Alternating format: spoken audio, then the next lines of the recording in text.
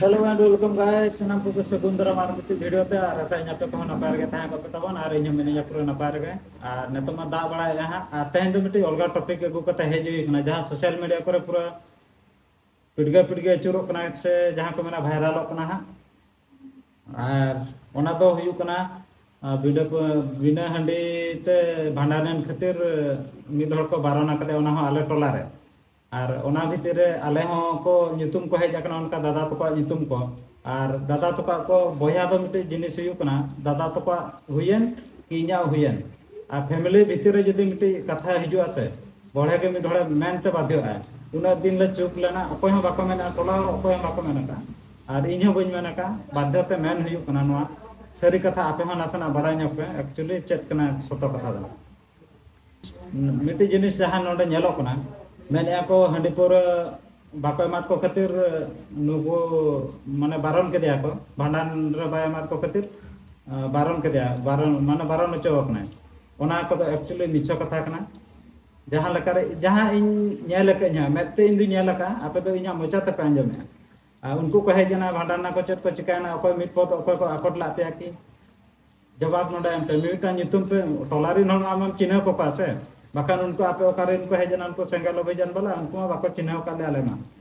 तो आम चिन्ह तो को तो टोला रे आपे पे जहां आपे कमी किया ओकोय आको टका पे की नितुम ले में सीधा ए आ दुई रे मिटी माने जतोड़े आज बाबा गज ना ओंडे को मिना हंडी बाको मार को कते टोला रे उनी माणा को बगी उठा दिया अरे आम सुमुंग अबिन सुमुंग तबिन तपा ले दिया की से उनी गज हड़ा तड़ाम तड़ाम ते से ना की ओना जवाब एम बिन से आपे उनको अभियान वाला हेज कते को इदी ले दिया की से नुको ओको को मेना मीडिया वाला नुको को मेसा कते आपे पे तपा ले दिया की जतो हर टोला हर को तपा कर दिया फिर भी अबिन एड़े कथा बिन रोड़ा सोशल मीडिया रे माने हंडी बाको मार को कते आले तो हंडी न्यू कते केले ताहन कना की अबिन जमते बिन न्यूया माने अबिन जमते बिन बुल रे बिन ताहन कना माने जतो हर को बुल रे को ताहन कना की अबिन आरो हंडी पर बिन न्यूया हर बिन दसट का हंडी पर बंदो मा और हंडी पर को बाको एमा का बिन खातिर अबिन तो ना को बिन नकाया जहां बुझो कना अरे ओना को तो फालतू जिनिस कना ना को तो हंडी खातिर को तो एक्चुअली बांग कना नुई दो मिट्टी माने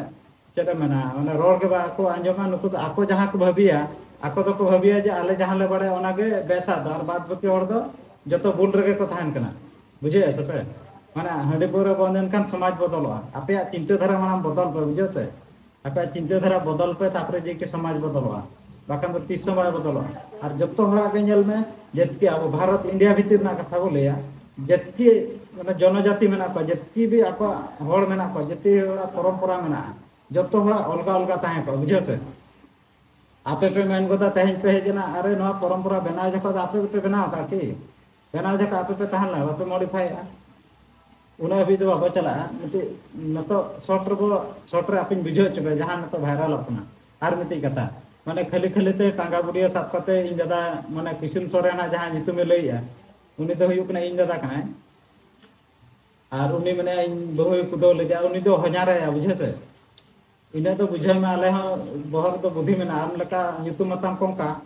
आम थोड़ा बहर ना बुद्धि में बताम बचोनी ना तो सीधा आमी मिताम कना से आम आले ऊपर चेक को मेना अभियोग आम बिना दूषित अरे नेल पे आपे हो गाय नेल पे मिटे आपे हन सुनजे पे मिट हर नेल में अतु दिसम आबो बो ताहन कना माने आले तो आरो बीर धारे गया जतो टोला अतु दिसम उनका बीर धारे बचोनी ओना तेरी ले आपे कना आले तो मेन लखन तो बहुत कम चला माने तो बुरु पूरा भिड़े कना तो जहां बुरु से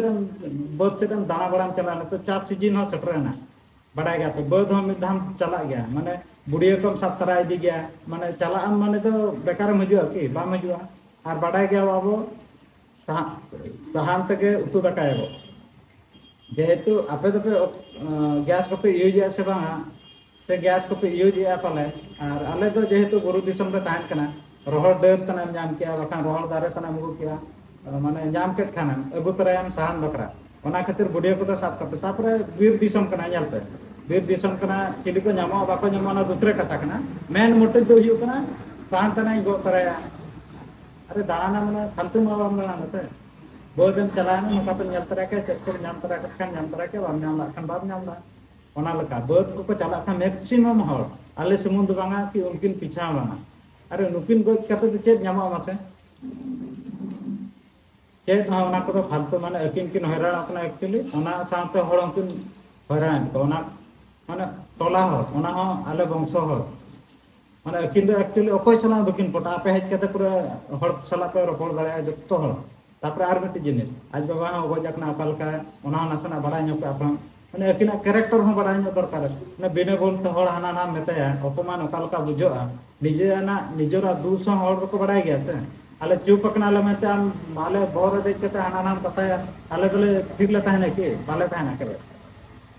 आज बाबा हाँ जतरे बेसे ताहे लेना बूट भरो कते कोड़ाम रे थिए कदे आले ले नेल कदे आर आपे हेज कते पे बुझो दड़े बुझो से आ टोला इन बखान पे मेने नि दा को मेना काट कते नुई हा जा एग्नेस्ट रे मेने आपे हेज कते पे कुली दड़े को जतो हन ओना लका कथा जतरे उनी हो नकायना जतरे थिए कदे दाल तोल कदे खाने उनी हो बरो जाला बखान रंगे जाला दो जहां से मुठो गया आले मितपद हो वंशरी नको हे बाले मेता का बाडाले जतोआ किंतु भाई अपना अपन अपिन हड़ा फैमिली कना ओको है मितपद वाले में नका दिया उनी हड़ा मुरफेना भाई ओकारे ताहेनते गुटी कते ताहेना 4-5 वर्ष ताहेना अंतरे ताहेना जतड़ उनी हड़ा दीना बखान हड़मो को ताहे दुर्बल दीना रे कोड़ा रो मिगड़ थिए में उनी बेसे ताहेना आम दाले हड़ मिगड़ हड़ा मड़म थिए दे बेस माने किछि दिन परे उनी वीकेंड परे उनको हड़ हको अगो टकरे ओड़ा तके जेहेतु उनी जदी जहां चिका आज नुई हो अभियोग मैंने चेचा आपे पे चिका के दिया उन दिन पे फटाव के दिया चिका के दिया पे अगो तो कदे को उनको और इना परे मिट्टी बुंदा रान हो बाय मका दिया हॉस्पिटल हो मिद दिन हिंद बइन जाला कदे आले दो सिन निंदे मेन लखन दो ओड़ा सुपुर सुपुर गया तोला हड़म पे कोली दाड़े आपा मिद दिन हो हॉस्पिटल बाय दिए के से मिद ठप रान आजा मचार बाय मका दे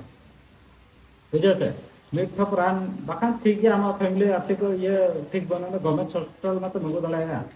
लक्ष्मी बस को हजना ना तो बस ते हेज कते मगु दाड़ा जदि आयो बाबा चेतान रे बरज दुलार तान कान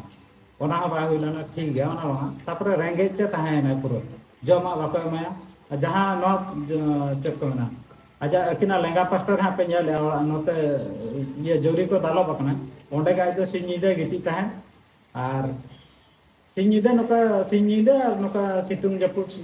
राबांग जतो ओंडे गे तायने सेपना का नेला का दाला आलो आर ओना लका रान बको माया